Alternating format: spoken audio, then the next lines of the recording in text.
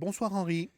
Bonsoir Emmanuel. 55 millions d'électeurs iraniens sont donc appelés aux urnes demain. Un mois après la levée des sanctions internationales, ils vont devoir élire à la fois les députés du Parlement, le Majlis, et les membres de l'Assemblée des experts chargés de désigner le futur guide suprême. C'est une élection qui a valeur de test pour le président Rouhani et pour les partisans des réformes. Oui, en bonne logique, Emmanuel, ces élections auraient dû être une promenade de santé pour le président iranien. Il a été l'artisan d'un accord majeur sur le nucléaire. Il a obtenu la levée des sanctions qui étranglaient l'économie iranienne. Grâce à lui, l'Iran peut de nouveau exporter son pétrole. Et la signature à Paris d'un contrat en or sur les Airbus a concrétisé la fin de cet isolement dont il avait fait sa priorité.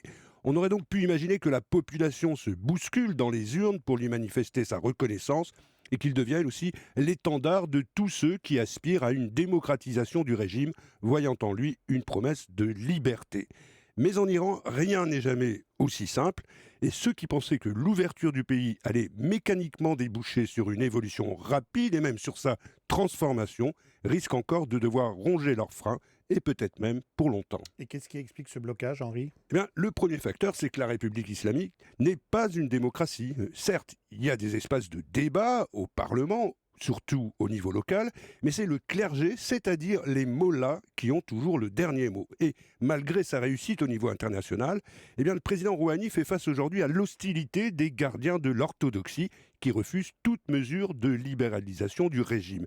Les éléments les plus conservateurs ont donc utilisé toutes les ficelles à leur disposition pour contrôler ces élections. C'est ainsi que la plupart des candidats réformistes ont été empêchés de concourir au Parlement comme à l'Assemblée des experts. Si bien que la vie politique iranienne restera pour longtemps, comme d'habitude, dominée par les conservateurs, qu'ils soient des conservateurs modérés ou des conservateurs radicaux. Et puis, il y a une autre raison à cet immobilisme qui relève de l'action même du président Rouhani, dont on a trop souvent tendance à oublier qu'il est avant tout un homme du sérail et qu'il a toujours jusqu'ici soigneusement évité de franchir la moindre ligne rouge. Or, en misant sur le tout économique, le président Rouhani a renvoyé à plus tard les réformes politiques dont il était porteur au début de son mandat.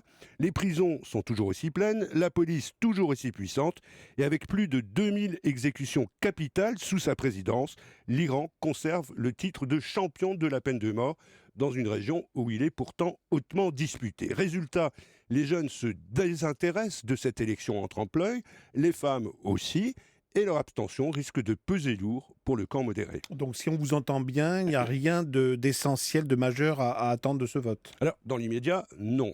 Mais en entrant dans la subtilité du jeu politique iranien, on peut envisager qu'il va peut-être permettre aux partisans de l'ouverture, non pas de devenir majoritaires, mais au moins de renforcer quelque peu leur position au Parlement et surtout au sein de l'Assemblée des experts, qui est l'enceinte la plus importante, puisque c'est elle qui devra désigner le guide suprême à la mort de l'ayatollah Khamenei, dont on dit qu'il est malade.